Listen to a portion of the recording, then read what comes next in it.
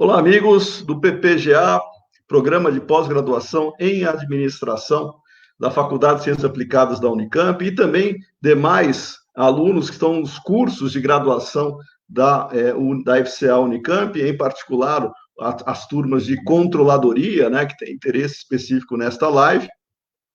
Hoje nós vamos trabalhar um tema que é fundamental, ele faz parte da vida de qualquer empresa. Na verdade, ele é um dos temas que mais geram preocupações nas empresas. Nós vamos trabalhar com aspectos tributários e empresariais, e para isso nós vamos convidar dois, eles são pesquisadores, são professores e atuam também com as empresas na parte de ou consultoria ou assessoramento, e tem uma vasta experiência nisso. Vou convidar aqui, inicialmente, aqui o Fábio Rodrigues. Fábio, seja muito bem-vindo à nossa live. Opa, muito obrigado. Eu que agradeço o convite, aqui essa oportunidade de discutir um pouco sobre tributação, um tema que a gente vive diariamente e que traz grandes reflexos no dia a dia das empresas e também dos profissionais dessa área. Legal, muito bem-vindo, Fábio. Fábio, ele é sócio de uma empresa de tecnologia tributária, né, o Busca Legal. Depois você fala um pouquinho da sua empresa, tá bom, Fábio? E vou chamar também o professor Otávio Cabelo, professor do PPGA. Seja bem-vindo, professor Otávio. Muito obrigado, Milani. É um prazer estar aqui, poder contribuir, participar e discutir esse tema que é tão interessante, tanto do ponto de vista do dia a dia das empresas, como você mencionou, mas também que existem muitas oportunidades para pesquisa e também abrange outras áreas, como a área pública e etc., né? Multidisciplinar. Então, um prazer estar aqui e poder participar. Muito bem-vindo, professor Otávio. Inclusive, o Otávio, ele fez recentemente um pós-doc na Alemanha, na parte tributária. Depois, mais para frente, você comenta também, tá bom, Otávio? Até para a gente saber essa visão em diferentes países, tá? Como é que a gente está. Bom, especificamente, hoje, nós vamos ter o professor Ricardo, que iria participar hoje, ele não conseguiu a conexão dele, ele, por um problema de última hora, ele não vai conseguir participar da nossa live, mas fica aqui o convite, né, para ele vivenciar, participar em outras oportunidades. Então, nós vamos trabalhar, nós aqui, né, a discussão desse tema. Muito bom. Por que esse tema ele é palpitante, vamos chamar assim, até em função das necessidades que todas as empresas têm? Primeiro, não existe uma empresa no país inteiro, eu diria no mundo inteiro, que não esteja sujeita às normas, né, locais com relação a tributos. E aí nós temos variações de países para países, e uma tentativa, né, de harmonizar, dentro do possível, algumas normas, mas com relação ao aspecto tributário, a gente tem características locais, não só dos países, mas também dos estados, no caso do Brasil, dos estados e das cidades. Então, a gente sempre tem variações das leis que estão regindo. Mas as empresas, elas têm que seguir a lei, obviamente, mas tem liberdade sobre determinado aspecto para também escolherem caminhos que podem favorecer ou não essa relação fiscal que elas possuem. Então, para a gente começar, vamos tirar uma dúvida aqui, porque muita gente tem dificuldade para entender isso, ainda mais quando nós vamos entrar num assunto que não é tão comum, né? Principalmente para as turmas de administração, para as turmas de economia, né? A turma de contabilidade tem um vivência nisso, mas as turmas de administração nem tanto. Primeira pergunta que eu faço para os dois, tá? Vamos começar com o professor Fábio, que é o nosso convidado externo aqui. Professor Fábio, qual que é a diferença entre elisão fiscal e evasão? Porque as pessoas, muita gente acha que estão próximas, mas tem uma diferença. Qual a diferença? Sim, ótimo. Nós temos a questão do planejamento tributário. O que acontece? Então, as empresas, como você bem colocou, né, elas são obrigadas a pagar os tributos, não é uma opção, então não posso... Será que eu quero pagar esse imposto ou não? Há uma obrigação legal que a empresa deve seguir, só que aquilo está previsto numa lei. E a lei sempre dá margem a interpretações e também, muitas vezes, ela possibilita vários caminhos. É onde entra o planejamento tributário, que é a ideia de você buscar alternativas para reduzir a carga tributária, só que de maneira lícita, de aquilo com que a legislação permite. Então, a elisão, basicamente, seria você adotar o planejamento tributário nos limites daquilo que é permitido na legislação, sem ir contra a lei. Já a evasão, ela é contrária à lei. Por exemplo, numa venda sem emitir nota fiscal. Se eu não emitir nota fiscal, não vou ter ali um tributo a pagar. Ah, vou fazer isso? Não, isso não pode ser feito. Isso não é planejamento tributário. Isso é uma evasão fiscal e aí, inclusive, um crime contra a ordem tributária. A pessoa tem, inclusive, pena aí de detenção, ou mesmo o profissional que colaborou com aquilo também pode responder de maneira criminal sobre aquilo. Então, toda empresa deve fazer planejamento tributário, isso é essencial, só que observando os limites daquilo que a legislação permite. Isso é elisão fiscal. A evasão é aquilo que nós não devemos fazer.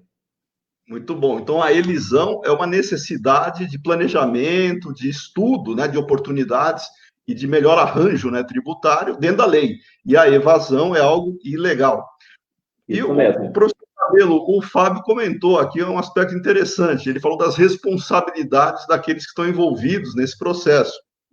Quando a gente está buscando alternativas tributárias dentro da lei, claro, não existe nenhuma restrição nesse sentido. Entretanto, se existir algum ponto contrário às normas ou que seja passível de punição, muitas vezes, quem que vai sofrer essa punição? É a empresa isoladamente ou os responsáveis pela empresa? O contador tem participação nisso? O administrador tem participação nisso? Quem que vai responder nesse sentido? Até pela entonação da sua voz já ficou bem claro, né? Os contadores, é óbvio, o contador é o responsável legal, né, perante ao fisco. Toda empresa ela tem que ter formalmente atribuído ao seu CNPJ um CRC, né, que é a carteirinha do trabalho do contador, né? Então esse certamente pode ser responsabilizado. Toda companhia também ela tem a figura do administrador, né? E que ele é responsável pela administração. Obviamente que nos processos, né, onde o fisco queira incriminar, né, ou que vire um processo crime, isso, né, na verdade, e forem encontrar os responsáveis, precisa se comprovar que esses profissionais atuaram, né, de má fé, que houve dolo, né, que não foi erro, enfim, mas num aspecto geral, né, quem pode ser responsabilizado é o contador, o administrador e também os empresários, né, os donos com poder de decisão dentro da organização. Aquele que é apenas cotista e investidor, esses não podem ser responsabilizados à medida que não participavam da administração da organização. Tá, então, em outras palavras, aquela ideia ilusória e falsa até, porque as pessoas acham que o contador tem que fazer o que os proprietários da empresa mais interessa, né, em termos de resultado, quando, na verdade, existem regras que devem ser seguidas e cabe, até no aspecto ético, né, ao contador alertar e se posicionar contra qualquer tipo de proposta que fira essa legislação, né, até porque ele vai ser responsável também nesse sentido. E, aproveitando, quero dar as boas-vindas aqui aos nossos amigos que já estão participando, inclusive eu já tinha colocado, vou colocar de novo, o professor Gaio, né? Obrigado, professor Gaio, pela audiência. O professor Gaio também atuando na área financeira, né? Faz parte, junto com o professor Cabelo e comigo, lá no LabFIC, né? Junto com outros professores também, Laboratório de Finanças e Contabilidade. Obrigado pela presença. E lembrando que essa nossa live é até um pouco diferente, né? Pelo horário que a gente está fazendo, nós nunca fizemos uma live neste horário. A nossa ideia é dar a oportunidade, além de conciliar as agendas de todos, é permitir depois que a gravação que nós fizermos aqui seja depois distribuída, né, para diferentes grupos, não só de interessados do mercado, mas também internamente aqui na FCA Unicamp, né, com os nossos alunos. Também o Gabriel aqui mandando uma boa tarde para todos, né? Obrigado, Gabriel, pela presença. Tá? Muito bem. Então, nesse sentido, né, que a gente está falando daquilo que interessa para a vida das empresas, vocês dois atuam e auxiliam gestores, administradores de empresas. E o que eles mais têm de dificuldade, na opinião de vocês? Qual é o motivo principal porque internamente a pessoa deveria ser capaz de resolver os problemas, mas ela precisa, muitas vezes, de uma ajuda externa, e vocês oferecem isso nesse sentido. Então, Fábio, conta para a gente o que mais esses empresários solicitam para você. Ótimo. Nós colocamos, né, que pagar tributo é obrigatório, seguir a legislação é obrigatória, ok? Hoje se fala muito em compliance, preciso estar em compliance, só que quando a gente esbarra na área tributária, isso não é tão simples assim, você seguir a legislação. Eu quero fazer o certo, eu decidi, na minha empresa vou fazer tudo certo. Ótimo, deve ir por esse caminho mesmo, mas isso não é tão fácil, porque nós temos, por exemplo, em relação a mercadorias, 27 legislações distintas, cada estado disciplina como tributar o ICMS, que é um imposto que recai sobre mercadorias. Quando vamos para a parte de serviços, que é de competência dos municípios, são mais de 5 mil municípios diferentes, ou seja, a empresa, se ela estiver em vários estados, em vários municípios, ela tem que acompanhar uma gama de legislação muito complexa, extensa e complexa, porque eu, especialmente, trabalho muito apoiando as empresas em relação aos desafios de tributar mercadorias. Ela quer, por exemplo, está vendendo uma caneca. Ela quer saber a tributação correta dessa caneca. E esse é um grande desafio, porque você não tem em um local único, numa tabela única, qual é a tributação que recai sobre aquilo. E o legislador, ele é muito criativo na hora de definir as regras tributárias. Ele pode pegar, por exemplo, em relação a um produto, o tamanho da embalagem, isso pode impactar na tributação, ou o tipo da embalagem, se é uma embalagem de vidro, se é uma embalagem de plástico, uma característica, o açúcar, se é refinado, de que tipo de açúcar é. Então, tudo isso pode impactar na legislação tributária, e é onde normalmente as empresas, quando me procuram, elas procuram para auxiliar nisso, na tributação das suas mercadorias. E a gente já viu há um tempo que só com trabalho humano isso já é praticamente impossível. Precisamos também utilizar tecnologia para ajudar as empresas nesse desafio, porque muitas vezes você tem aí uma empresa que pode ter 10 mil produtos diferentes, 30 mil, 50 mil produtos. Já tive clientes que tinham lá 300 mil produtos diferentes e que estavam em todo o território nacional, e você tem que acompanhar toda essa gama. E muitas vezes a gente acaba se deparando, nós comentamos aqui, eu falei sobre a legislação é complexa. Meio que todos já sabem hoje que a legislação do Brasil é complexa, e é a mais complexa do mundo. Mas quando a gente começa a entrar nos detalhes, a gente acaba vendo que ela é mais complexa ainda do que a gente já imaginava. Então, mesmo quem atua na área acaba tendo surpresas quando vai nos detalhes da legislação, e a gente passa muito isso no dia a dia. E é claro, né, tem o lado negativo, porque as empresas ficam em risco fiscal, então, por mais que elas queiram fazer tudo certo, muitas vezes, se não, acho que quase sempre, vai acabar cometendo algum erro, então fica em risco fiscal. E também, é claro, né, você conseguindo fazer uma boa gestão, você também pode ter oportunidades, que é algo que a gente trabalha bastante também na área tributária, identificar oportunidades para as empresas. Só aproveitando o gancho do Fábio, né, aproveitando a mesma questão, inclusive um cliente em comum que nós já fizemos trabalhos em parceria, né, que é uma rede de varejo grande, inclusive da região aí de Campinas. O empresário, ele chegou para mim um dia e falou assim: Otávio, eu queria ter uma tabela de toda a classificação das minhas mercadorias e eu queria que a Secretaria da Fazenda do Estado homologasse. Falou: tá aqui o jeito que eu estou fazendo, você me fala se eu estou fazendo certo ou não? E eu falei para ele: você não vai conseguir isso. Então, é justamente um exemplo prático do que o Fábio está dizendo. Ele quer fazer o certo, ele quer evitar toda contingência possível. Só que aí o que a gente vê é a falta de competitividade que as nossas empresas brasileiras têm em relação a fora, porque não tem uma solidez institucional, né, para dizer, eu posso trabalhar com tranquilidade. É uma empresa idônea, com pessoas administrando que são idôneas, né, querendo fazer o certo, mas não consegue, né? Então isso é um absurdo, né? É uma coisa assim que não dá para imaginar, só quem vive no dia a dia que entende.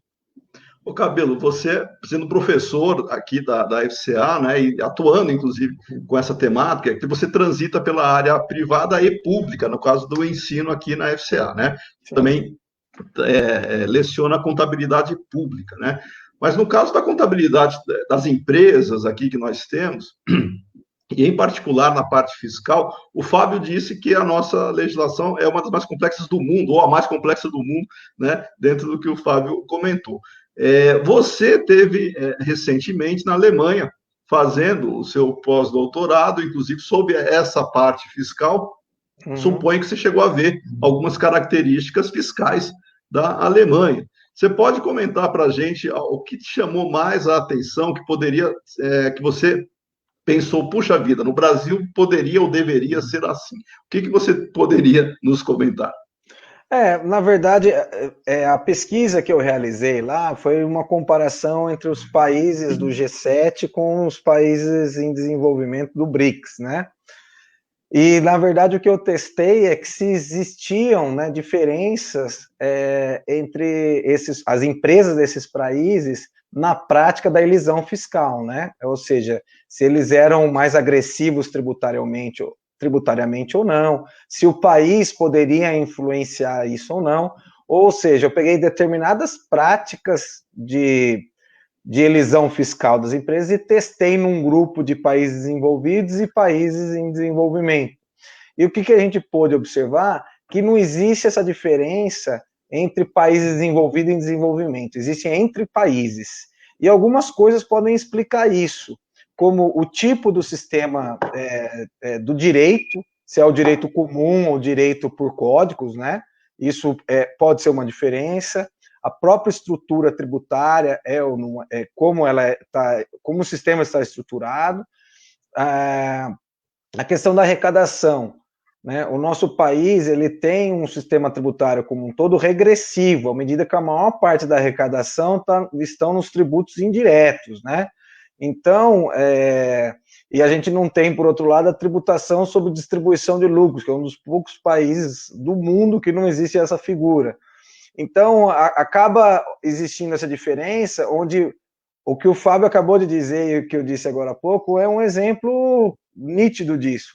O empresário aqui, ele não está preocupado com a tributação do imposto de renda, né? Ele está preocupado com a tributação das mercadorias, que é um indireto, que é onde pega mais, né? A gente sabe que, no final das contas, quem que está saindo do bolso disso aí é do consumidor final, que está comprando lá na prateleira, né? Mas, basicamente, é isso. Então, respondendo objetivamente a sua pergunta, eu não pesquisei a fundo regras específicas da norma tributária desses países para se fazer uma comparação. Foi mais na questão de testar se algumas práticas de elisão poderiam ter diferenças pelo fato do país desenvolvido ter essas diferenças institucionais mais sólidas, estruturais mais sólidas, e onde o empresário está mais tranquilo para gerir o seu negócio, ao contrário de países em desenvolvimento, onde ele não tem um institucional tão forte e ele está tendo que correr atrás do negócio, mas ao mesmo tempo ficar administrando essas questões, como a questão tributária, que é extremamente complexa, né? E demanda bastante recurso. Entendi. E nesse caso, até o Fábio deve ter já uma vivência para nos contar aqui, porque ele trabalha com uma empresa de tecnologia, né, tributária. Ô, Fábio, é impressão minha ou a legislação brasileira muda todo dia, né? Porque nós temos um problema aqui de atualização, porque a norma muda, né? E talvez isso gere uma incerteza para os empresários, e aí é difícil você até planejar a questão de formação de preço, por exemplo. O Cabelo comentou, né, que o empresário está preocupado com a tributação dos produtos em si, porque vai impactar a formação do preço das mercadorias, né? Então, inclusive, aí tem aquele drama total de aonde você está vendendo, que cidade você atua, como você está atuando, daí se é no fornecedor, enfim, tem todo um aspecto tributário específico. Como é que você vê, no seu caso em particular, que presta esse serviço de apoio, a atualização dos seus sistemas, da sua tecnologia, dada essa mudança na legislação que a gente tem com frequência? Perfeito. Realmente, todo dia sai mudança. Nós tem até um estudo do IBPT, que ele coloca que a cada hora útil nós teríamos 1,88 novas normas tributárias. Então, você tem quase 2 leis novas, leis, decretos, por hora. Ou seja, esse tempo que a gente vai ficar discutindo aqui, a gente aí vai ter 2 atos novos publicados que podem impactar no meu negócio. Então, realmente, diariamente, várias leis saem. É claro que nem todas vão impactar aqueles meus produtos, aqueles meus serviços, e há uma grande dificuldade em você acompanhar tudo isso, porque realmente o nosso sistema, além de complexo, ele é instável, a todo momento mudando. Tem um outro dado também, de um levantamento feito pelo próprio IBPT, porque ele coloca que nos últimos 30 anos foram editadas mais de 360 mil normas tributárias. Então, olha o número disso, que até é difícil de imaginar a quantidade e o quanto é complexo. Na minha empresa mesmo, que nós trabalhamos com isso, com essa parte de, especialmente tributação de produtos, nós começamos a fazer um mapeamento de toda a legislação tributária. Vamos pegar toda a legislação que está vigente e que se aplica aí à tributação de produtos e vamos transformar esses textos em estruturas lógicas para que possa haver uma interação entre sistemas, que o sistema possa entender aquela lei de forma automatizada. Nós já consumimos, é claro, a gente concluiu, daí a gente permanece atualizando isso, já foram consumidas mais de 500 mil horas de profissionais da área contábil, do direito, fazendo esse mapeamento e mantendo isso atualizado.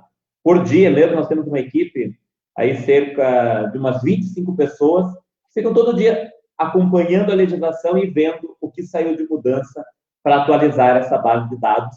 E isso nos dá uma ideia da grandeza que é o nosso sistema tributário, do quanto realmente ele é complexo. E aí você começa a fazer as combinações possíveis, vão a números assim estratosféricos, as possibilidades de se tributar uma mercadoria, e a empresa tem que acompanhar tudo isso.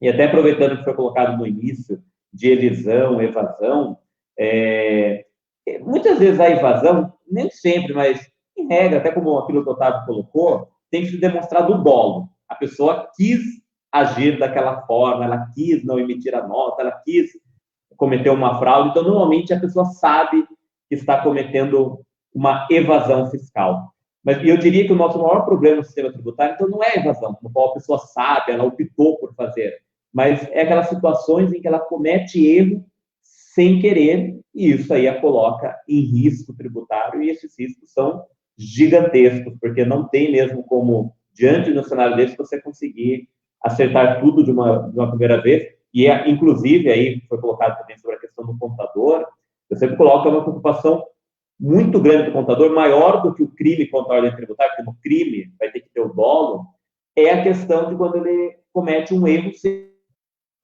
declaração, aplica uma alíquota errada, porque aí mesmo que ele não tinha intenção, ele pode ser responsabilizado pelo empresário na esfera civil. Então, é uma preocupação maior que criminal, que é a responsabilização na área civil dos profissionais que atuam com isso. Entendi. Então, se a pessoa calcular errado a base de cálculo, por exemplo, ela é responsável por isso, né? Sim, o contador seguro, né? Isso até seguro, né? Isso tem crescido nos últimos anos no Brasil, né? Seguro de responsabilidade civil, né? Para esses tipos de profissionais. Uhum. Olha, o professor Gaio faz uma pergunta aqui, eu vou colocar na tela, acho para todo mundo ver aqui. Ele diz que hoje no Congresso existem 3 reformas tributárias sendo discutidas. A reforma que está no Senado, mais ampla, onde abrange a fusão de muitos impostos, contribuições, etc. Federais, estaduais e municipais. A reforma da Câmara, que pega o PIS, COFINS, ICMS, IPI, ISS, etc., criando o IBS. Além disso, temos a reforma do governo, que somente pelo aspecto dos impostos federais. Na visão de vocês dois, né?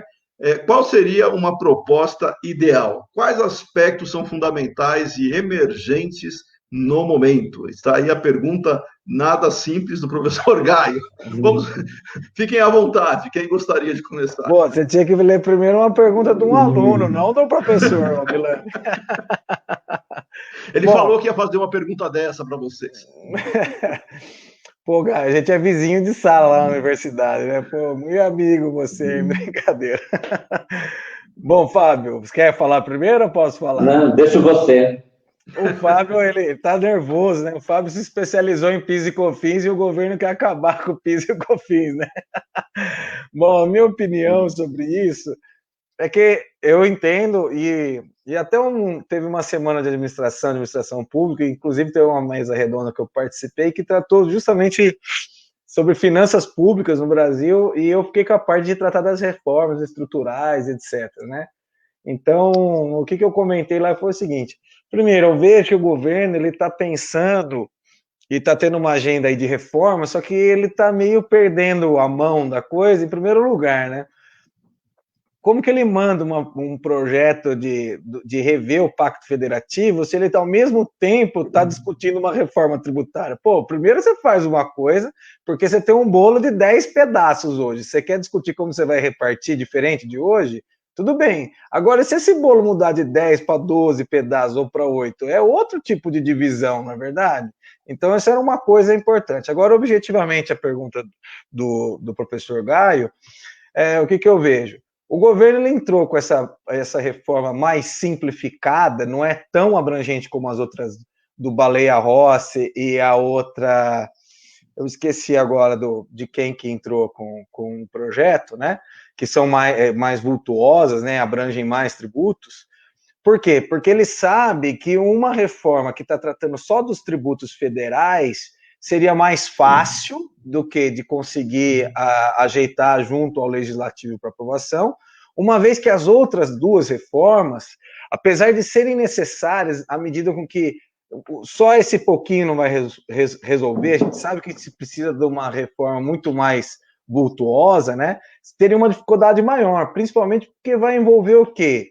Quando você envolve o ICMS dentro de uma reforma tributária dessa, mudando quem vai ser o órgão arrecadador, isso vai envolver uma série de mudanças na legislação. Os estados vão perder o poder de arrecadação que está na mão deles, assim como os municípios.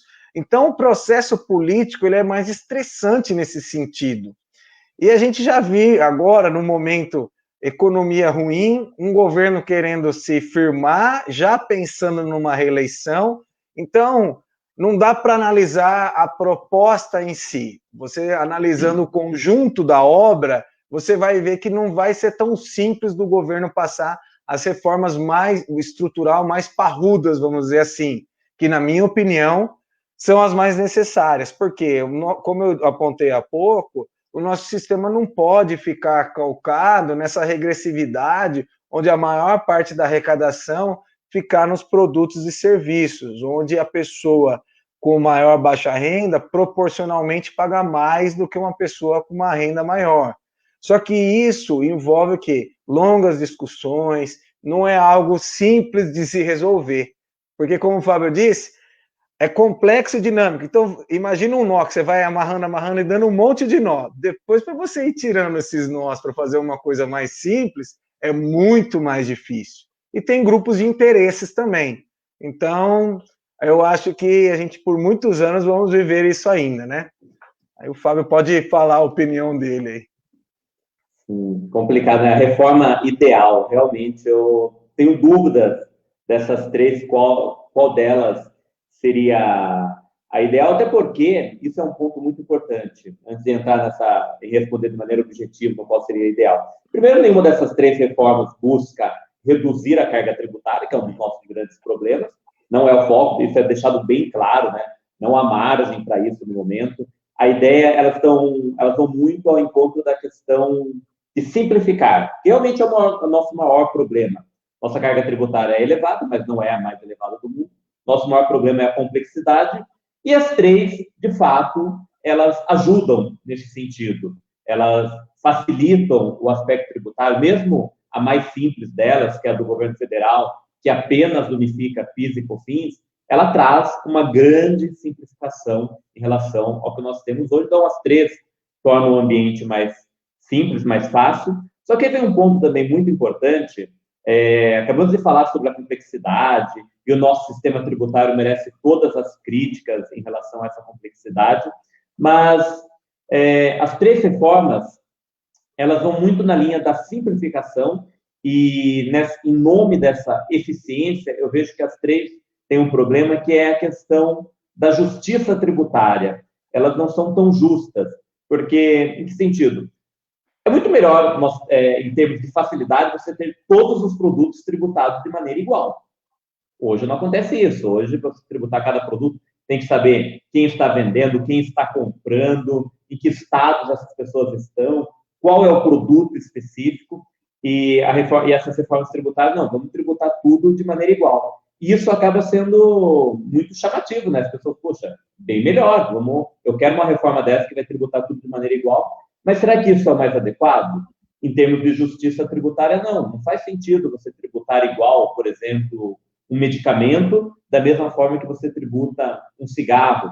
Então, eu vejo que as três, elas padecem um pouco desse vício, e nós temos que tomar um cuidado. Eu até escrevi um artigo, acho que foi no ano passado, ou no ano retrasado, na verdade, foi logo que o novo governo ingressou. Esse artigo eu falei sobre reforma tributária e utopia fiscal, que é um cuidado que nós devemos ter de não cair no canto da sereia, naquilo que é muito bonito. Puxa, tributar tudo de maneira igual. Mas e qual o aspecto negativo disso? Pegar um exemplo simples, por exemplo, das 3 reformas, não que seja a ideal, mas acho que seria a mais possível para o momento, que é aquela que unifica apenas o PIS e COFINS, que seria mais tranquilo, depende só do governo federal, um ponto dela. Então, vamos passar a tributar tudo igual. Hoje, serviços de extrema relevância, como educação e saúde, são tributados por PIS e COFINS a 365. Ficam sujeitos ao regime cumulativo, tributa 365. Nessa reforma, esse tipo de serviço vai para 12%. Então, será que, para esse momento especial, é o tipo de reforma que nós queremos? Mas vai ficar mais fácil. Mas mais fácil, a que preço? A deixar de tributar um serviço essencial, como saúde e educação, a 365 e passar para 12%. Então, eu propriamente tenho restrições às 3 reformas e, claro, reconheço que as 3 trariam vantagens em simplificação, mas vão impactar negativamente muitos segmentos, e da forma que ela está, o ideal não seria nenhuma das 3 saírem desse jeito, teria que ter vários ajustes ainda, qualquer uma delas. Entendi. É que também não é porque eu gosto muito de PIS e COFINS, não, Otávio. Você trabalha com isso. Tem até livro escrito do PIS e COFINS, o Fábio. Não é só por isso. Porque essas questões que o Fábio comenta envolvem também aspectos ideológicos, né? Tem uma série de questões por trás que fazem com que nós tenhamos uma ala que quer acabar com qualquer tipo de imposto. E eu vou para o radical, imposto é roubo, que é o radical de tudo, e para outra ala que acha que tem que ser tributado tudo, de maneira que depois cabe aos governantes determinar a alocação disso de uma maneira que favoreceria, né, a sociedade de maneira mais adequada. Entretanto, entre essas duas polarizações, a gente tem o cidadão, o contribuinte, né? E o contribuinte, ele precisa ter referência, precisa se planejar. No caso do empresário em particular, a instabilidade ou a incerteza que ele tem, não só na estrutura, mas também, vocês mesmos comentaram, ele quer fazer certo, mas não consegue, dada a complexidade das coisas, isso prejudica a competitividade brasileira, inclusive nesse sentido, tá? Então, vocês conhecem, há diferentes trabalhos relacionando competitividade com a estrutura fiscal do país, inclusive, tá? Então, a gente tem uma série de elementos aí para verificar como é relevante essa questão tributária. E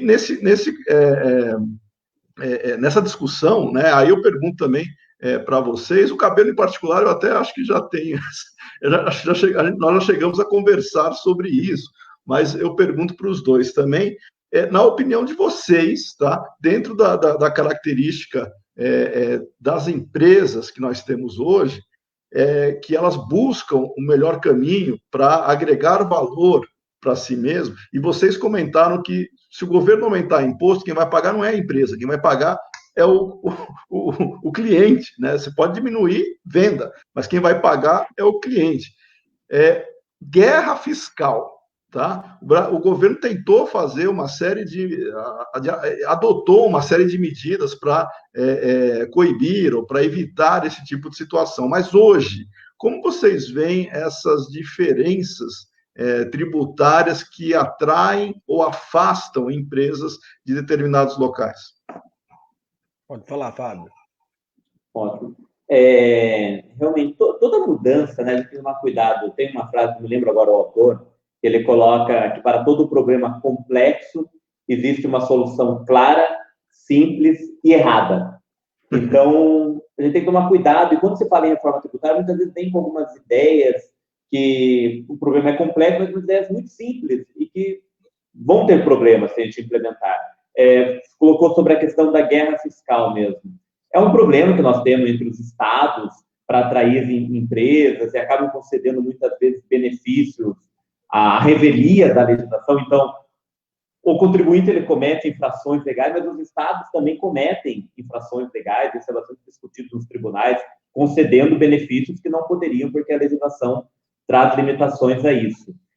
Só que você vê também algumas tentativas em colocar um pouco mais de ordem nisso, dos problemas que trazem. Uma que nós tivemos há pouco tempo foi a emenda constitucional número 87, que mudava a tributação do ICMS. O ICMS ele era todo recolhido na origem. Então, por exemplo, no caso de uma empresa de e-commerce, ela está em São Paulo, ela vende para o país todo.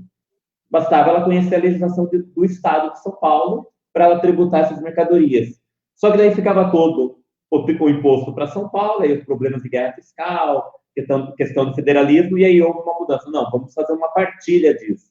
Vamos deixar parte desse imposto para a origem e vamos mandar parte para o destino.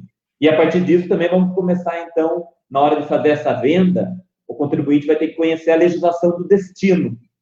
E o que aconteceu? De uma hora para outra, um pequeno e-commerce, que pode vender para o país todo, né, porque o e-commerce permite isso, ele passou a ter que, antes ele olhava a legislação de um estado, passou a ter que olhar a legislação de 27 estados, e aí foi uma grande dor de cabeça para as empresas. Apoiei, inclusive, várias empresas nesse processo. Para mim, propriamente, foi bom, né, porque acabei conseguindo fechar vários contratos, mas foi uma grande dor de cabeça para as empresas. Então, era algo bom na ideia, né? Então, vamos fazer a divisa do imposto entre os estados, mas para operacionalizar isso não foi algo nada simples para as empresas, e muitas vêm sofrendo até agora, mesmo já tendo aí alguns anos de que houve essa mudança. Então, de novo, né, a gente tem que tomar um pouco de cuidado, às vezes, em relação a reformas tributárias, com a parte da utopia em acreditar em coisas muito simples. Entendi. Bom, Cabelo? Só complementando, né, essa questão de guerra fiscal que o Fábio disse, que o Estado também às vezes faz coisa errada, né, porque concede um benefício fiscal onde você não tem a anuência do CONFAS, né, que é todas as fazendas de todos os estados homologam aquilo, é de uma forma unilateral, e algumas empresas, às vezes, sem uma adequada orientação, acabam fazendo grandes investimentos para usufruir daquele benefício fiscal, que na verdade ele não é válido, né? E quando ele opera com outros estados, ele acaba sofrendo sanções de outros estados, e isso acaba impactando significativamente depois, né? Porque vai se criando uma contingência muito grande. E isso é ruim mesmo, né? Então, vocês veem que é ruim para a empresa do ponto de vista de custo de conformidade, que vai aumentar.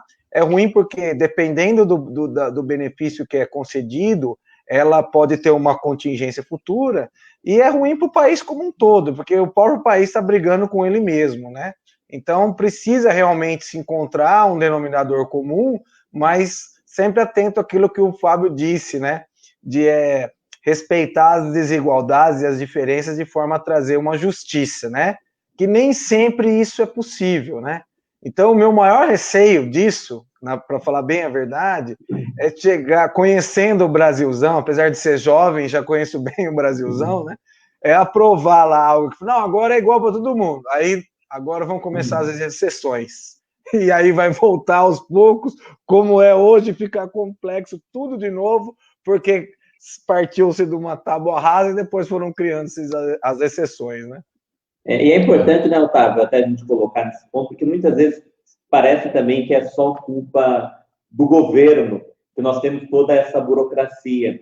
E, na verdade, não, é claro que boa parte é dele, mas não é só dele, porque você vê especialmente nessa parte de benefícios, são coisas que as empresas pedem. Então, tem lá, vamos tributar tudo a 12. Daí vai lá a empresa, mas para o meu produto, para o meu segmento, você não pode dar uma alíquota menor? Daí vai lá e concede. Daí vem outro, mas para o meu segmento não pode ter um crédito presumido, uma suspensão. Então, boa parte da burocracia que as empresas tanto combatem, criticam, mas advém delas também. Você vê, assim, em algumas leis, inclusive, fala, puxa, mas os requisitos que eles estão colocando aqui está quase para eu enxergar para qual empresa que é. Então, muito da burocracia também advém das próprias empresas. E é claro, né, tudo isso torna difícil. Eu estava da aula, né, de planejamento tributário. Quando fala em planejamento, você planejar algo a longo prazo.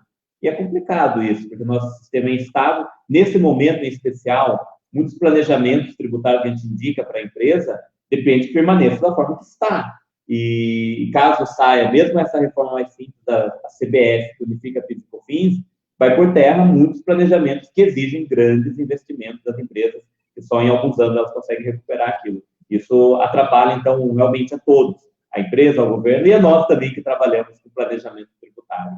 Tá, e vai impactar na produtividade também, né? Que é o que a gente tinha comentado.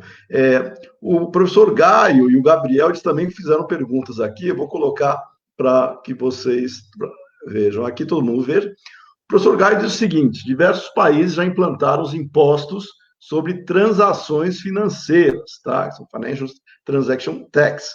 No entanto, eles optam pelas transações no mercado financeiro, das securities, né? Tributando compra e venda de ações, bons, títulos, fundos, etc. No Brasil, se cogita implantar uma tributação sobre transações bancárias. E aí tem transferências e pagamentos. E pergunta o que vocês acham sobre a tributação das transações. Aí ele está falando desse fantasma, né, que nos ronda. A cada vez que o ministro da Economia vai falar alguma coisa, aparece de novo esse fantasma na vida das pessoas. O que vocês têm a dizer? Eu não quero esse tributo, não, porque eu não quero pagar, né? Vai ter um amigo de longa data aí que falava, que ele usava essa expressão que eu não sei exatamente o que ele falou, que tributo bom é tributo velho, né? O que quer dizer isso? Aquele que você já costuma pagar, ninguém discute, né? Já paga e pronto, entendeu? Então, sempre que vem com um tributo novo, isso gera um estresse muito grande, né? A minha opinião, em particular, o governo está querendo desonerar as empresas, né, na folha de pagamento, e pela lei de responsabilidade fiscal, a partir do momento que você faz renúncia fiscal, você precisa dizer da onde você vai trazer, né, o recurso. E como é uma arrecadação muito significativa do orçamento da União, né, a arrecadação com dos impostos sobre folha, né, os tributos sobre folha, precisaria ser algo vultuoso. Então, eles estão enxergando que ressuscitar a CPMF, né, o imposto sobre transações, poderia ser uma alternativa. Eu, particularmente, penso que o governo deveria ser mais criativo. A ideia desse tributo é dizendo, aquele que é mais rico e faz mais transações, ele vai pagar do que o mais pobre, que às vezes nem tem uma conta bancária. Então, ele está dizendo a seletividade, né? Ele está se referindo até desse critério de justiça, só que popularmente não vai cair bem, e ele deveria pensar em outras alternativas nesse sentido, como a tributação sobre distribuição de lucros, mas são tributos que às vezes são meio difíceis de se discutir, onde você está num ambiente que muitos não querem que isso aconteça, né? Mas, enfim, né? Essa é a minha opinião.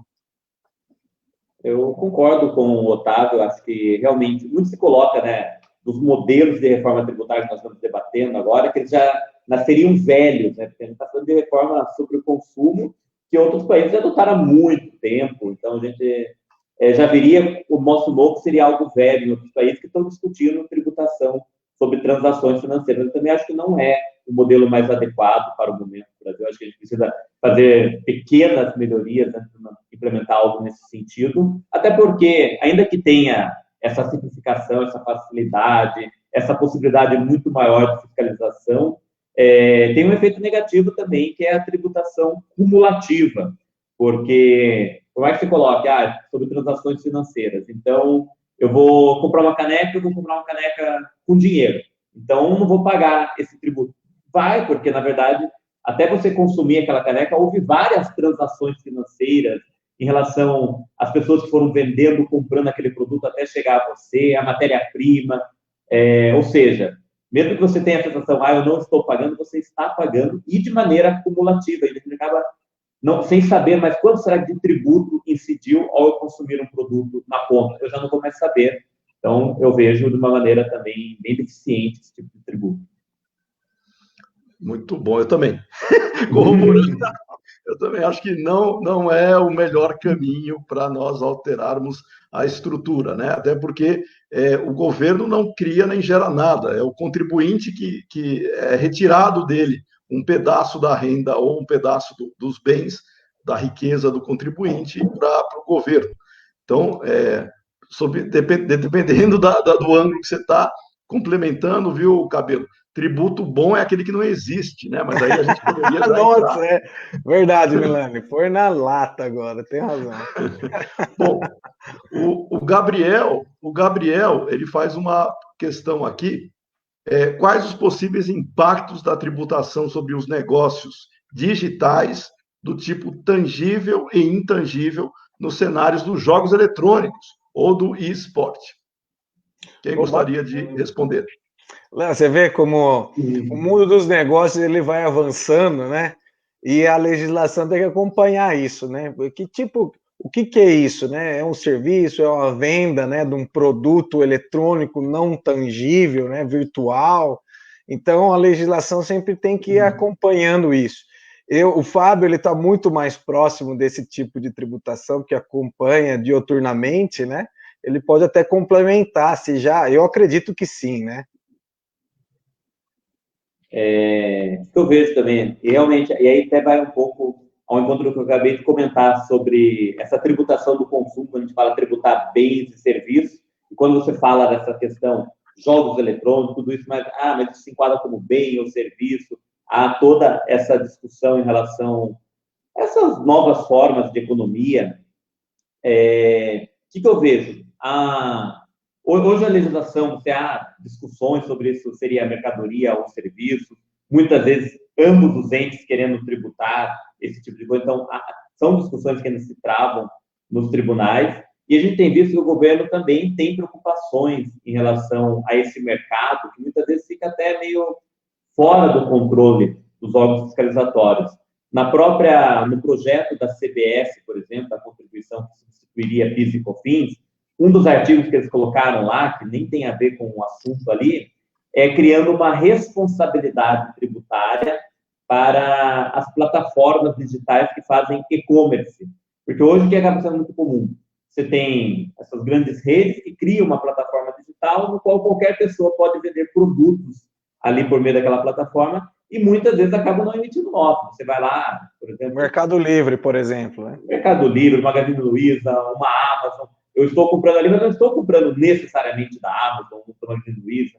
É de uma outra empresa que muitas vezes nem emite nota fiscal, né? Eu vou comprar, me manda, e agora o governo, junto aí com esse projeto da CBF, querendo criar um mecanismo para dar responsabilidade, por exemplo, ao Mercado Livre. Olha, se alguém vender por meio de você e não emitir nota fiscal, você será responsável pelo pagamento desse tributo.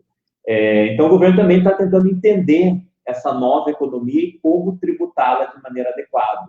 E até por isso que tem essas ideias também de você ter tributos sobre transações que permitiriam alcançar todos esses fatores que não são necessariamente uma mercadoria ou um serviço.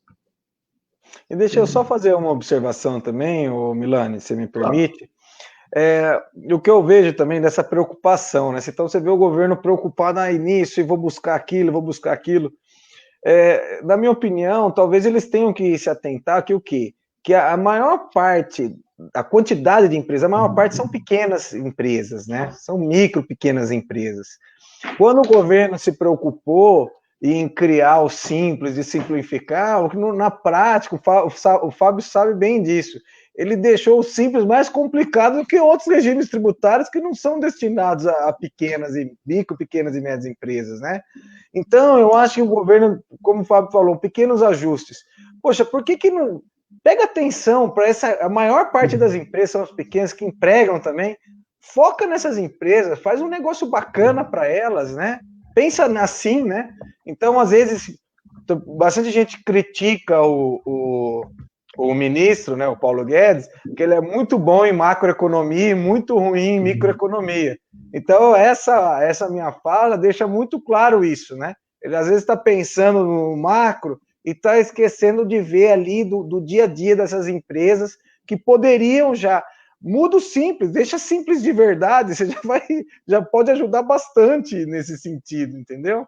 Enfim, só complementando as outras falas aí. Pelo comentário que você falou, Otávio, eu concordo com isso mesmo. O próprio PIS e COFINS, talvez ao invés de fazer essa grande reforma, uma simples medida, hoje o que mais se discute em PIS e COFINS é saber o que você pode ou não tomar crédito, e aí vai em relação ao que é insumo. Saber se é insumo ou não é insumo, e um monte de discussões. Há quase 2 décadas já que se discute, tivemos decisão do STJ que não pôs fim à polêmica, e era algo que você poderia solucionar assim, numa canetada do Poder Executivo, de simplesmente chegar e falar, olha, agora insumos são todas as despesas necessárias nos termos da legislação do imposto de renda. E pronto, acabaria com um monte de discussões. Coloca lá, matéria-prima, só matéria-prima, pronto, mais nada. Você não pode tomar crédito, mas pronto, acabou. Ponto, né? Acabou, não tem mais nada para discutir, Sim. Né? Então, algo simples e que acaba com um monte de discussões e que custa para o próprio governo, né? Porque essas estão travando batalhas dos tribunais, ele ganha, perde, é ruim para todo mundo. Gabriel agradece aí os comentários, tá? Bom, claro que a gente está falando aqui no sentido de trazer uma reflexão sobre os aspectos fiscais dentro daquilo que a gente tem de vivência da realidade brasileira. E a gente sabe que, por uma questão estrutural, a gente brinca aqui que o tributo bom é aquele que não existe, né? Mas não chama imposto à toa, né? Porque é obrigatório, né? Ninguém quer pagar ou ninguém gostaria. Mas os serviços que nós teríamos dentro oriundos, né, dessa arrecadação deveriam ser aqueles que favoreceriam a própria sociedade como um todo. Nesse sentido, eu até faço uma questão para vocês. Um dos itens que até o Gaio chegou a comentar, o ICMS estava previsto aí de ter também, dentro das reformas, né, de entrar no meio aí o ICMS. E as universidades públicas, a nossa fonte de recurso, a fonte, ela vem do ICMS. Como que ficaria no caso de uma reforma? Pergunto para os dois. Eu fui questionado disso também lá naquela semana, né? Na verdade é o seguinte, já existe uma legislação onde amarra um percentual da arrecadação do ICMS para a destinação das universidades paulistas, né?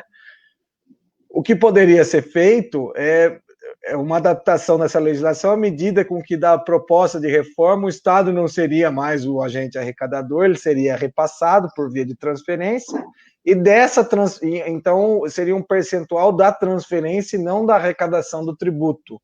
Isso eu vejo de forma mais linear, mais reta, que eu penso como seria. Ou repensar a forma, né, de como seria, né? Não ser um percentual atrelado, porque a gente fica sujeito a essas oscilações. E é muito ruim isso. Por quê? Porque você não consegue, não tem previsibilidade, né? Por mais que você haja uma expectativa, porque existem as leis orçamentárias e seja feita uma previsão, elas nunca são boas, né? Então, isso acaba fazendo uma alteração, você acaba mitigando esse tipo de oscilação e previsibilidade mal feita, né? Mas, assim, objetivamente, eu penso que seria assim. Tá.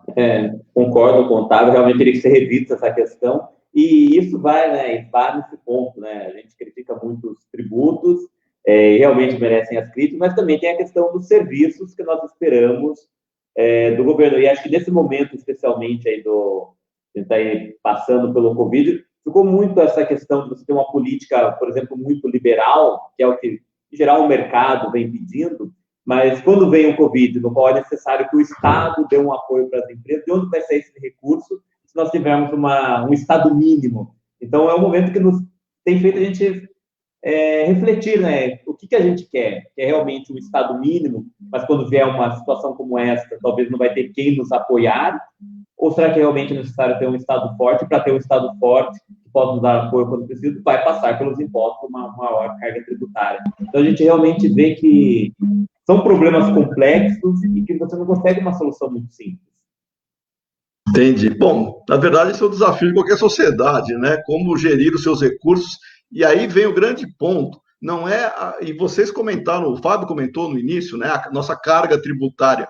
Não é o tamanho da carga tributária, é como é que nós gastamos, a eficiência do gasto, que é o grande ponto, né? E falando em eficiência, se você arrecada muito ou arrecada pouco, né, dentro de uma estrutura da sociedade, é como você gasta isso. Algumas pessoas dizem, não, o gasto com o funcionalismo público, né? E a gente pode se colocar, porque nós somos funcionários, nós somos servidores públicos, o Fábio não, mas o Cabelo, sim, né? Nós somos servidores públicos, nosso salário vem nesse sentido.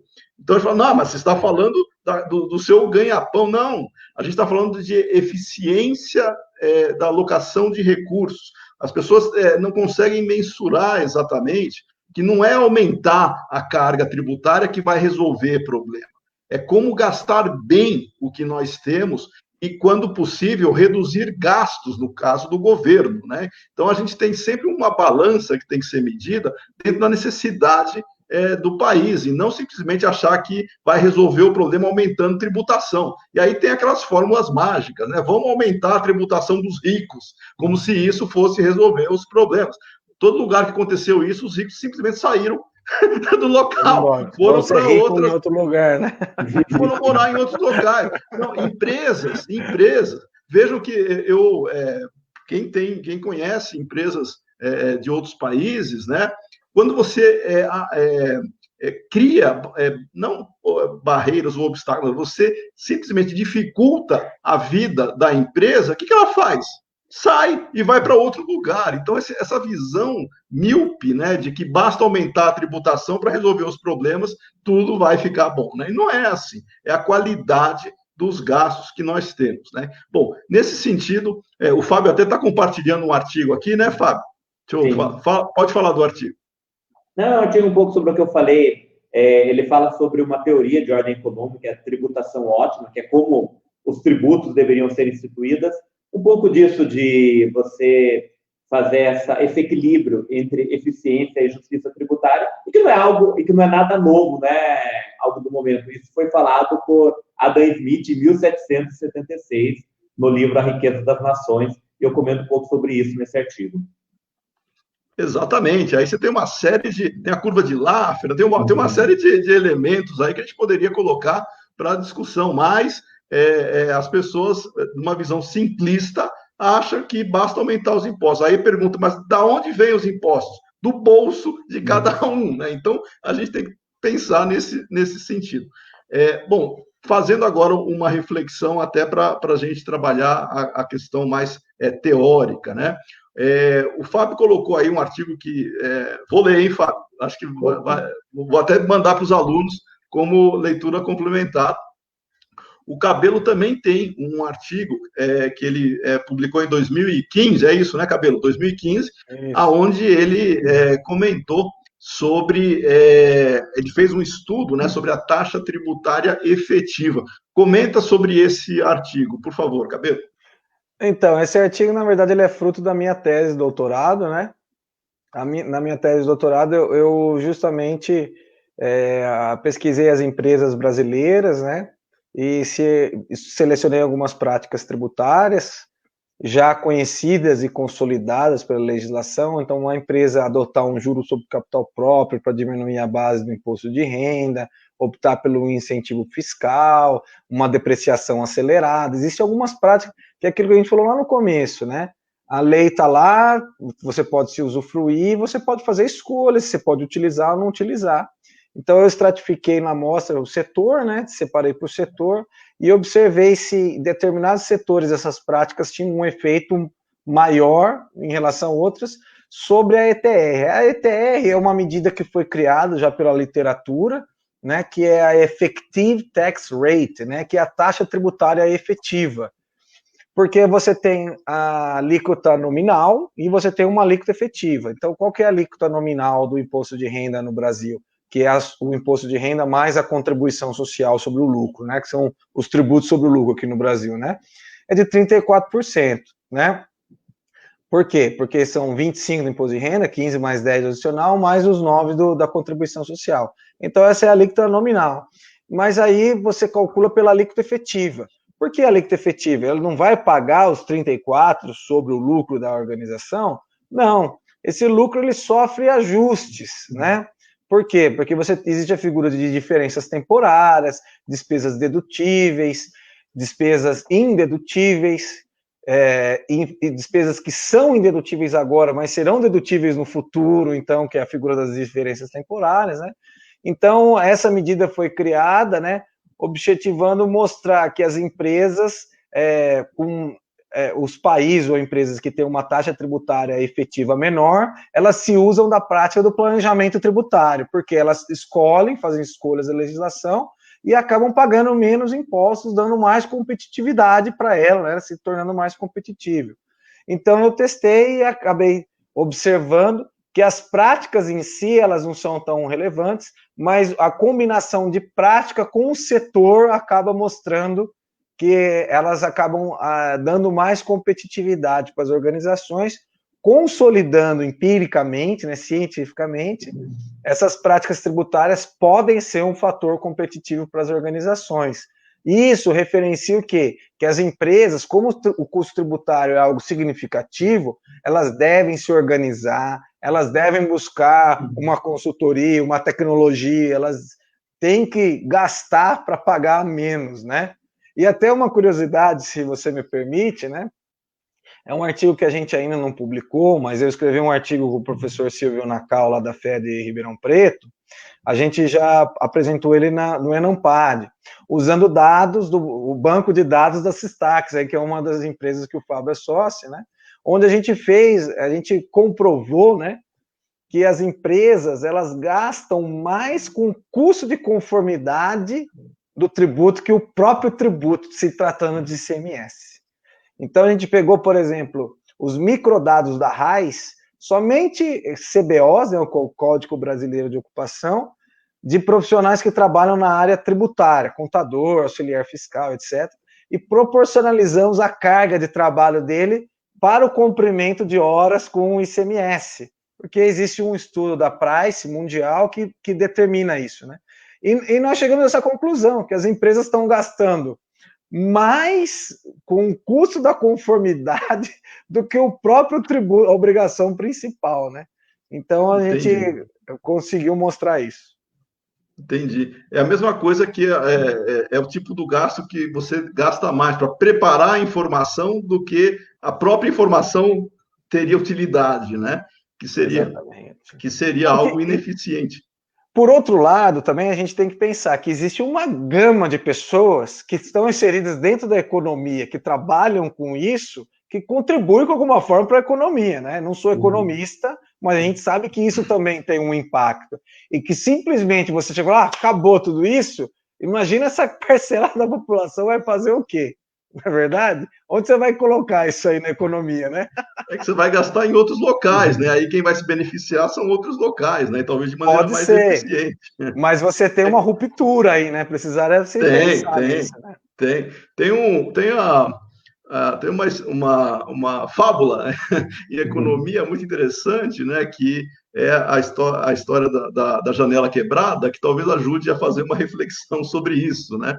Que tem lá o padeiro, vamos chamar assim, que o padeiro tem uma vitrine e ele estava guardando dinheiro para comprar, sei lá, um terno. E de repente vai um garoto lá e joga uma pedra e quebra a vitrine do padeiro, e ele vai gastar para repor a vitrine. E o que ele iria gastar no terno, ele vai gastar na vitrine, e o vitrineiro, né, ele vai ter lá o trabalho dele, só que o alfaiate deixou de vender, e a riqueza do padeiro não aumentou. Se ele tivesse comprado o terno, teria aumentado. Ele só substituiu, né, o vidro.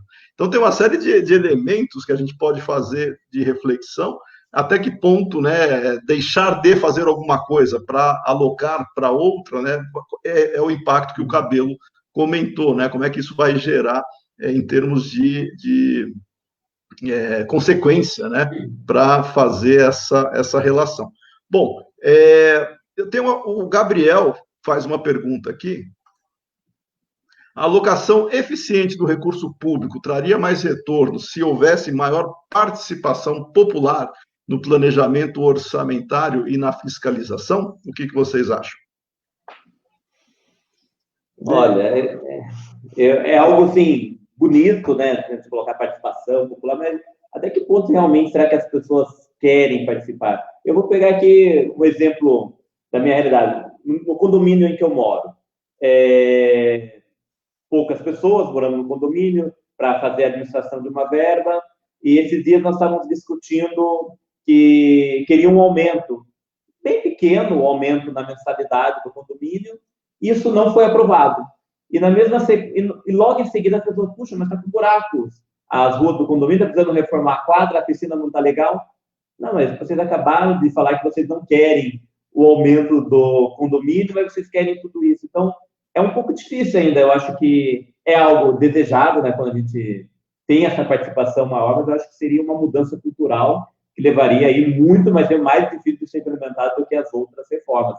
E eu vejo, inclusive, né, como eu coloquei do condomínio, a maior parte das pessoas não se interessam nem mesmo em participar da reunião do condomínio em que ela está. Normalmente é chato mesmo, né? Então a gente muitas vezes acaba evitando isso. E será que uma coisa mais abrangente ainda iria ter interesse? Nem do próprio prédio, às vezes as pessoas não participam. Eu tenho um pouco de dúvidas, apesar de achar que seria interessante essa participação popular. Eu concordo com o Fábio, né? E a gente vê, né? Eu, na disciplina de contabilidade pública, eu ensino, né, as peças orçamentárias, a gente fala de orçamento participativo, né? Tem os alunos escolhem um município real, pegam as peças, a gente discute. E a gente sempre observa que tem muitos municípios que eles abrem, fazem um orçamento participativo nas associações de moradores, etc. A gente acaba sempre percebendo que a participação é muito pequena, como o Fábio disse, que pode ser um reflexo até cultural e também de ignorância, desconhecimento. A pessoa não conhece, então ela não sabe, não se interessa, simplesmente, né, fica complicado, e que precisariam de mudanças mais estruturais para que comece a existir isso, né? Como as pessoas serem educadas para isso, né? Conhecerem isso, para que de fato haja uma participação. Se ela enxergasse que uma coisa está ligada com a outra, né? Que ela participando do orçamento e cobrando, fiscalizando, isso chegaria lá na porta dela, como você acabou de dizer do condomínio, né? Se a pessoa visse que aquele reajuste, ela ia ter o buraco tampado, que ela ia ter uma piscina mais limpa, aí falou, não, vamos participar, vamos acompanhar. Mas assim, a gente sabe que a massa, infelizmente, né, até por uma questão histórica, ainda não chegamos a esse nível, né? Então, vocês estão falando que o contribuinte ele tem que perceber o valor gerado pelo aumento, né, ou antecipar essa percepção para que ele valorize, de fato, essa contribuição, né? Senão, de fato, quanto menos a pessoa tirar do bolso, para ela, melhor. Tem muitos municípios que estão, já há uns anos para cá, têm feito um tipo de propaganda nesse sentido, coisa que no passado a gente não via, né? Pague seu IPTU, ele é transformado em obras, aí aparece lá um trator trabalhando assim, né? Para que é o apelo, tentando mostrar justamente isso que você acabou de dizer, Milane, né? O seu imposto vira obras, né? Então, você vê que há uma tentativa, pelo menos, de se fazer isso, né? Só para dar como referência aqui, a gente falou da janela quebrada, né? Mas eu esqueci de falar o autor, né? Que é o Bastiat, é o Frederic Bastiat, o autor desse paradoxo da janela quebrada. É muito interessante. Depois outros autores de economia citaram também, porque virou um clássico, né? E o Hazlitt, né? Que escreveu Economia em uma única lição, que a gente usa dentro como literatura recomendada, né, para vários alunos. O Hazlitt traz também essa teoria e explica, né, o porquê de não destruir, você agrega valor. Tem gente que acha que destruir, você está dando trabalho para os outros, vai movimentar a economia, só que você está destruindo, literalmente, valor, né? Bom, e nesse sentido, Cabelo, do que você estava comentando, dessa questão da percepção, né, do valor orçamentário e tudo mais, e que o Gabriel também comentou, né, sobre essa relação, eu moro numa cidade onde tem linhas urbanas que são gratuitas, né? A cidade adota tarifa zero para as linhas internas aqui. Tudo bem que a cidade é bem pequenininha, né? Mas é tarifa zero. E a fonte de recurso é o IPTU. Então, o IPTU é aquele que eu fiz, inclusive, o cálculo desse valor, você teria uma redução de 6% do IPTU para todo mundo, 6%, que é o que custa a manter as linhas gratuitas, tá? Então, tudo tem um custo, né? A pessoa acha que, não, beleza, né? Que bom que tem o serviço, tá? Mas o serviço tem alguém pagando, e no caso é o proprietário, né, que paga o IPTU e que vai fornecer esse serviço, né? Então, é uma questão da sociedade, aí eu reforço o que o Gabriel comentou, se tivesse uma participação mais efetiva, né, as pessoas saberiam como que se relaciona, né, da onde vem e para onde vai essa questão dos recursos. Muito bom. Ponto, se eu puder comentar, até nessa linha um pouco, eu acho que da educação tributária isso é muito importante, de qualquer forma, as pessoas terem essa consciência, né, de que elas pagam tributo e que isso é para um serviço que o Estado deve nos prestar. Eu me lembro até de um vídeo, agora não vou me recordar onde eu vi, mas que fazia essa avaliação, para onde vão os impostos que a gente paga, e me chamou muita atenção de uma senhora simples, humilde, que eles questionaram sobre isso, sobre o imposto que você paga. E daí a senhora respondeu, não, mas eu não pago imposto, eu moro numa casa alugada. Então, ela tinha ideia o quê? Não, imposto é só quem paga o IPTU, ela não tinha ideia de aquele produto que ela está consumindo, ela está pagando o imposto. Ou seja, aquele serviço que falam que para ela que é gratuito, não é gratuito, ela já pagou por aquilo. Então, nesse ponto, eu acho muito importante termos uma educação tributária, as pessoas saberem que nada é de graça, né? Ela já pagou e caro, né? Tem uma outra frase também, estou ruim para lembrar o nome das pessoas que disseram as frases, mas coloca, né? Se você achar algo caro, espere até que o Estado diga que aquilo será de graça. É uma ótima frase, porque aí até a probabilidade da ineficiência ser grande, né, dentro da alocação que nós temos. Bom, esse tema, de fato, a gente poderia explorar aqui diversos aspectos, tá? Mas até por uma questão de horário também, para a gente balizar, a gente tem um foco, claro, né, que são as empresas. Vocês dois estão vivendo já com empresários experientes, empresários que estão aí já há bastante tempo no mercado e também novos empreendedores e tal. O que vocês recomendariam sobre a questão tributária para aquele que pretende abrir um negócio? Porque a pessoa, às vezes, é idealista, né? Ela acha bonito, quer abrir um negócio, quer participar da economia, quer dar emprego, né? E por aí vai. Mas o que vocês aconselhariam ao empreendedor que quer abrir um negócio com relação à parte tributária? Acho que o Fábio está pensando a mesma coisa que eu, tipo, não abra, né? Investe no private bank, investe no fundo e fica lá. Brincadeira, vai, Fábio, pode falar você. A gente não pode ser tão negativo assim, né? Não, com certeza. É que eu não. Vocês me conhecem que eu sou brincalhão, eu não perco a oportunidade de fazer a piada, né? Mas tem que ter um pouco de falta de juízo, né? Ao você montar qualquer tipo de negócio, e eu que atuo, né, na área, sou sócio de empresas, então tem que faltar um pouco de juízo mesmo, né? Se for ver todos os riscos que você está envolvido, você fala, puxa, não vou abrir um negócio, não vou empreender, mas eu acho que é preciso sim, a gente precisa empreender. Tem uma frase, eu lembro um professor até que é conhecido do Otávio também, o professor Mauro Galo, eu via que às vezes ele terminava a apresentação dele com essa frase, eu acho bem interessante, uma frase curta lá, que ele colocava, quem sabe mais paga menos. E eu acho bem adequado para qualquer coisa, especialmente no tributário. Então, temos um sistema complexo, muito difícil você conseguir cumprir tudo, mas pode ter certeza, se você souber mais, você vai sair na frente de outros. Porque, ao mesmo tempo que nós temos essa complexidade, que nós temos esses problemas, nós temos oportunidades para aqueles que souberem explorar essas oportunidades. São muitas. Se cada problema tem uma oportunidade, imagina a quantidade de oportunidades que nós não temos. Então, estude e saiba que há formas legais que você consegue reduzir a carga tributária e pode ser o teu diferencial competitivo. como nós temos uma tributação muito elevada, às vezes você tributar corretamente, esse pode ser o seu diferencial competitivo. Eu complemento a fala do Fábio, né? Já peguei muitos casos, né, em consultorias de atender empresas em início de atividade, né? 1, 2, 3 anos, e que você vê, você pegava o que ela errou no começo, né?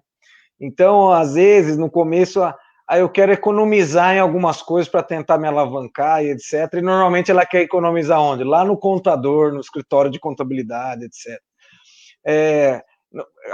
O contador, o escritório de contabilidade é igual a qualquer profissão, qualquer outro tipo de serviço. Você tem o bom, você tem o regular, você tem o ruim, entendeu?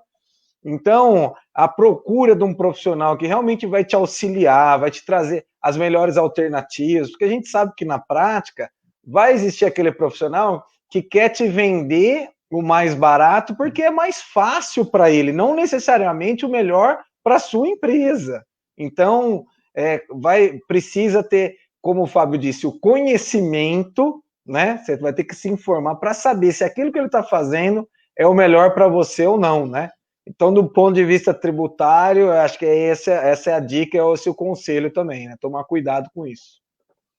Legal. É fundamental isso, porque as pessoas, a parte tributária, eu diria que é uma das que as pessoas menos dão atenção no início do planejamento de um negócio. Eles olham a parte de produção, claro, né, que vem a primeira, os aspectos de estrutura administrativa, e a parte tributária e a complexidade que vocês comentaram, dependendo do tipo de negócio, né, que a pessoa vai abrir, ela pode inviabilizar, inclusive, o negócio se ela não se atentar para alguns detalhes, porque ela aumenta o risco, né, da exposição dela, se não fizer o planejamento como vocês estão comentando. Muito bem. E agora, para a gente finalizar, né, os últimos comentários, eu vou pedir para que o Fábio, né, nosso convidado externo aí, Fábio, comente um pouco aí da sua vivência, né, com as duas empresas, né? A gente citou uma, são duas, né? O Cabelo citou a outra que você comentou, e aquilo que mais te chama a atenção e que você colocaria como um aspecto a ser considerado relevante nos próximos, ou já e vai se intensificar, o que você vê, né, dentro da perspectiva que nós temos tributária? Ótimo. Então, eu atuo já há 20 anos na área tributária, há cerca de uns 10 anos que eu venho atuando, unindo tecnologia e questão tributária, além da carreira de docente também. E a gente vem falando aqui sobre planejamento tributário, algumas coisas que às vezes pode parecer que é algo muito distante, puxa, precisa ter um conhecimento muito avançado para levar qualquer oportunidade, porque às vezes a pessoa que está pensando em atuar com isso fica com esse cuidado. E o que eu vejo muito na prática do dia a dia, fazendo trabalhos aí, alguns até que eu já fiz junto com o Otávio, a gente vê que as empresas cometem erros muito básicos. É claro que elas cometem também aqueles sofisticados, mas estão errando em coisas básicas. Eu teve até um trabalho que eu realizei com o Otávio, no qual a empresa, há 3 anos, ela pagava PIS e COFINS sobre café, que tinha alíquota zero, que tinha saído uma mudança, ela não tinha se atentado àquela mudança, estava lá, tributando a maior, algo que não tem discussão nenhuma, está lá na lei, ela apenas não observou a lei. Então, o que eu vejo aí como importante é você se atentar, inclusive, nas coisas básicas, que é onde as empresas têm cometido muitos erros, e empresas de todos os portos. Não é só aquela empresa pequenininha, mesmo aquelas empresas gigantes, com comitê tributário, com auditoria externa, estão cometendo erros também. Então, tem muitas oportunidades nesse sentido também. Eu acho que, não sei, talvez eu esteja um pouco negativo ou talvez realista, né, com relação a reformas, mudanças. Eu não acredito que em pouco tempo a gente vai ter grandes mudanças. Até porque todas essas reformas, mesmo a gente vê, de certa forma, o governo querendo, mas as empresas, ao mesmo tempo, contrárias a isso um pouco também. Então, eu acredito que não vai, talvez, ser tão simples termos essa reforma tributária, mas fica esse ponto de olhar, às vezes, as coisas pequenas das empresas que podem trazer grandes resultados. Muito bom, obrigado, Fábio. Você até me fez lembrar, a empresa ou a organização, se ela for sem fins lucrativos, às vezes ela é imune ou isenta e ela não sabe. Eu já vi em organização sem fins lucrativos que não deveria pagar o IPTU, por exemplo, né? Mas paga. E aí, ela se passou 5 anos, né? Aí ela não consegue mais reaver o que ela pagou a mais, enfim. Saber se a empresa, ou a organização, no caso, né, ela é imune ou isenta é uma das condições essenciais. Cabelo, o que você recomendaria ou diria da sua atuação, não só como docente, né, mas também como profissional? Até porque você pode trabalhar com aspectos de pesquisa, né, Cabelo? O professor Fábio também trabalha com isso, mas o Cabelo ele tem uma atuação também específica na área de controladoria. Então, eu peço para você, Cabelo, e sinalize ou indique para os nossos alunos de controladoria campos que eles poderiam explorar nesse sentido. Bom, controladoria eu também eu sou contador, mas a minha especialização, mestrado, doutorado, pelo menos no título está escrito controladoria lá, né? E já atuei também com consultoria junto com o meu grande amigo, amigaço mesmo, foi meu orientador no mestrado, Cláudio Parisi. A gente sempre está conversando, e ele também desenvolve bastante consultoria na área de controladoria, né? Bom, a controladoria, ela atuando tanto na parte de conformidade quanto no aspecto gerencial, ela acaba alcançando a questão tributária, né? Porque a parte do compliance, que é o cumprimento das normas legais, que é o não deixar tributar o café que ele não é tributado, né? A controladoria tem que estar atento a isso, nessa estruturação do banco de dados, e também nessa parte gerencial, onde a partir do banco de dados que ela tem ali do normativo, né, do compliance, ela pode pensar em formas de se pagar menos tributo, planejando as operações e enxergando. Então, o controle ele é papel-chave nisso, né? E ver, né, ele não é o executor, né? Tem lá o contador, tem o pessoal do fiscal, tem tudo, mas o controle tem esse aspecto de olhar por cima e enxergar e entender isso, né?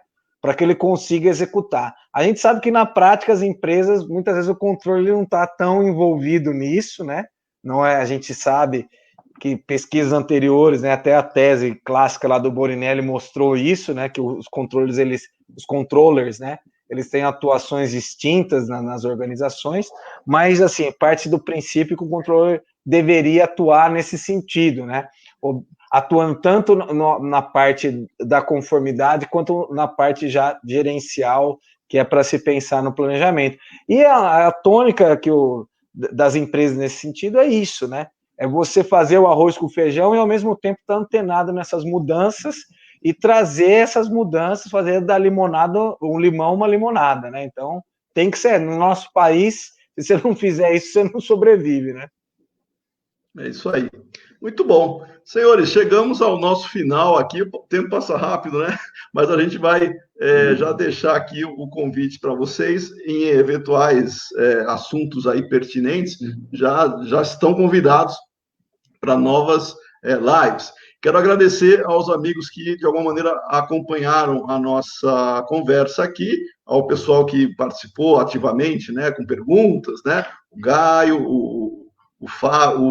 o Gabriel, né, que trabalhou aqui com algumas questões, e eu deixo também o convite a todos aqueles que estão nos assistindo para se aprofundarem nessa temática, porque no curso de administração, em particular, nós temos poucas disciplinas com contato com a parte tributária, mas ela é essencial na vida das empresas. Então, por si mesmos, eu sugeriria que o administrador não pode passar sem conhecer os aspectos básicos e se aprofundar dentro do possível, conforme a área que ele for ter, nesse sentido. Tá? Então, Milani, deixa eu só fazer fica aí a recomendação. Fala.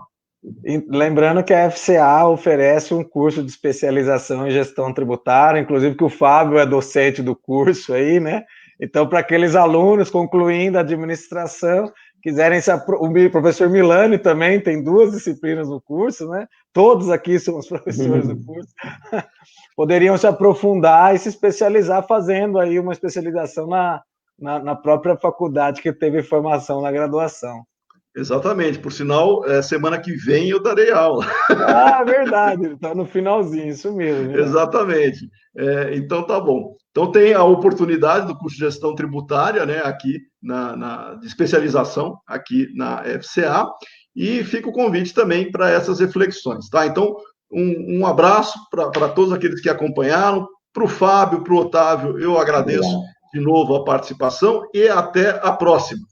Obrigado. Um abraço, Milani. Um abraço, Fábio. Tchau, tchau. Tchau.